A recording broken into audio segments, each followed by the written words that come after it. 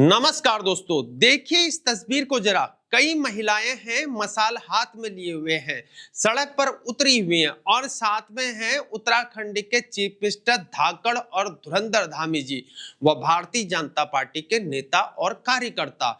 और जो महिलाएं हैं वो भी बीजेपी के नेता और कार्यकर्ता ही हैं। और इसमें है बीजेपी नेता खेल मंत्री रेखा आर्या का नाम सबसे पहले आता है, जिसका पति बिहार की महिलाओं का रेट लगा देता है गिरधारी लाल साहू नाम का व्यक्ति। बिहार में 20-25 हजार रुपए मिल जाती है, बल्कि हम तो बिहार से ले आए, बिहार में 20-25 हजार रुपए मिल जाती है। जिसका पति खुद महिला का सम्मान न करता हो, उनकी पत्नी चली यहाँ पर महिलाओं को सम्मान दिलाने। बहुत अच्छी बात है, लेकिन हद भी है। ये सच में महिलाओं के नाम से गंदी राजनीति और हमारी बेटियों के साथ क्या ये मजाक तो नहीं चल रहा है? और इसका कारण है यहाँ पर महिला आरक्षण बिल, और उनकी अगुवाई यहाँ पर कर रहे हैं एक मुख्यमंत्री साहब। कह रहे हैं कि यह महिलाओं के हक की लड़ाई है। बहुत अच्छी बात है, लेकिन जरा रुकिए, एक सवाल है।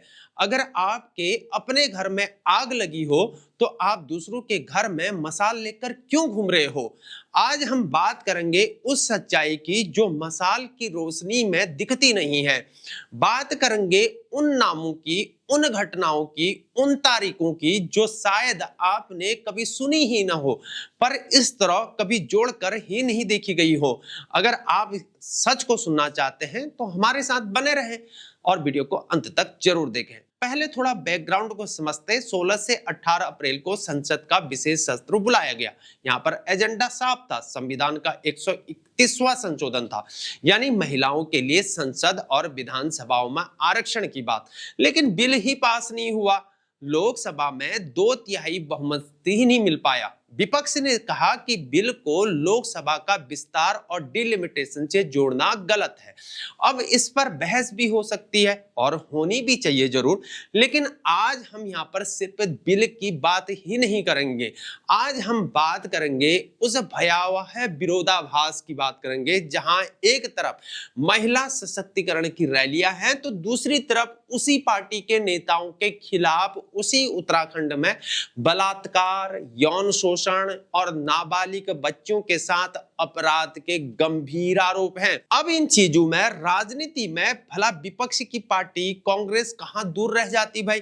उन्होंने भी बीजेपी नेताओं की करतूत की प्रदर्शनी लगानी शुरू कर दी। हिमांशु चमोली, ये हिमांशु चमोली रानी पोखरी वाला, कमल रावत ये चंपावत का जिला अध्यक्ष, इनका मंडल अध्यक्ष ने किया। ये हाकम सिंह, ये वो शर्मा जिसने अपनी कराया वो 13 साल। ये जो मिठाई का डब्बा ले रखा, हाँ वो नीचे, ये मंडल अध्यक्ष गुरुजी कमल रावत ने भाजपा से किया किनारा, लेकिन इसने 14 साल की वजह 1 साल। ये इनका हाल है, पूरा भरा हुआ था। ये अखबारों की न्यूज है, एसबीटी वाली, वो 13 साल की। ये एनसीआरबी की जो रिपोर्ट की बात हम आपसे लगातार कर रहे हैं, ये रिपोर्ट है चाचा कि इतने लोग, मतलब 3800, 4300 कुछ, मतलब इतने बेटियों का अपहरण और इस प्रदेश में पहले नंबर पे आ गए। आज हम मतलब 9 हिमालय राज्यों में हम पहले स्थान पे आ गए। लेकिन यह कोई यहाँ पर अफवाह तो नहीं है, यह एक एफआईआर भी है, यह गिरफ्तारी भी है, यह अदालत भी है। अब आते हैं उन मामलों पर जो रिकॉर्ड पर है।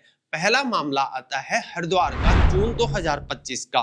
भारतीय जनता पार्टी महिला मोर्चा की पूर्व जिला उपाध्यक्ष पर आरोप लगा कि उन्होंने अपनी 13 साल की बेटी के साथ होने दिया, अपने बॉयफ्रेंड और उसके दोस्तों के साथ।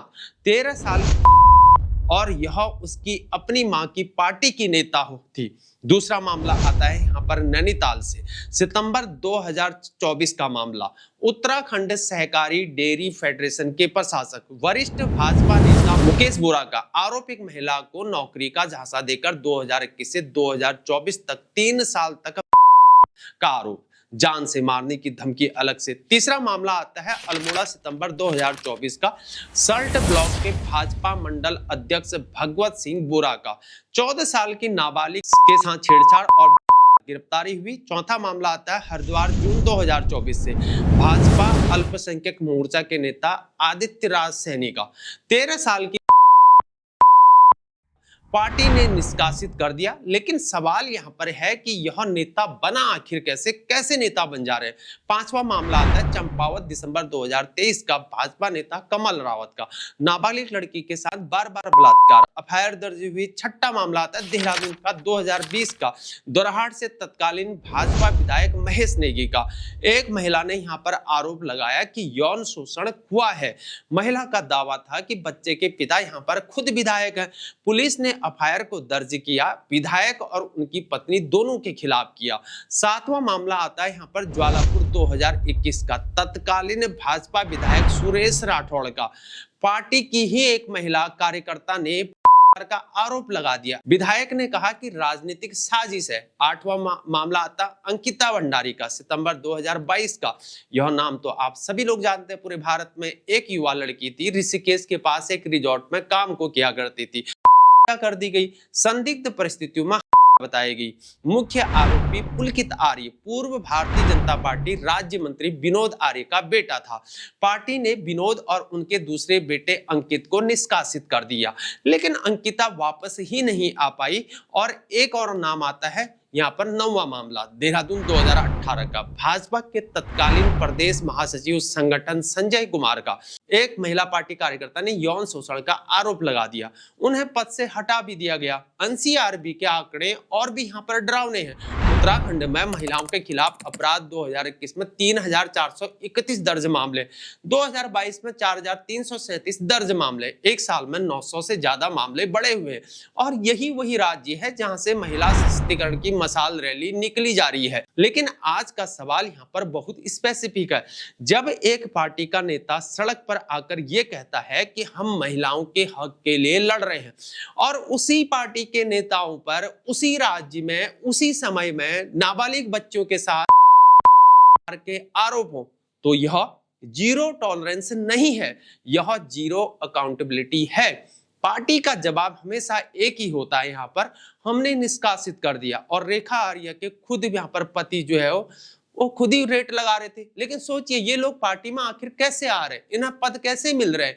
क्या कोई यहाँ पर बैकग्राउंड चेक हुआ करती है? क्या कोई रिस्पॉन्सिबिलिटी जवाबदेही है? और सबसे बड़ा सवाल, जब पार्टी के विधायक पर एफआईआर हो जाती है तो क्या मुख्यमंत्री जी उसे तुरंत यहाँ पर बर्खास्त कर देते हैं, या रैली में मसाल लेकर सीधे चले जाते हैं? यहाँ एक और बात जो समझनी जरूरी है, मेरे को बार बार रेखा आर्य जी का नाम लग रहा है क्योंकि उसके पति खुद यहाँ पर अपमान करते हैं। महिला आरक्षण बिल एक असली मुद्दा तो है, लेकिन हर वही नेता जो आरक्षण की मांग को कर रहा है, महिलाओं को इज्जत ही नहीं दे सक रहा है। तो सिर्फ सीटें देने से आखिर क्या होगा? संसद में कुर्सी से ज्यादा जरूरी है घर में, गली में, दफ्तर में सिक्योरिटी, और वो तभी आएगी जब सत्ता में बैठे लोग खुद यहाँ पर रिस्पॉन्सिबल हो, जवाबदेह हो।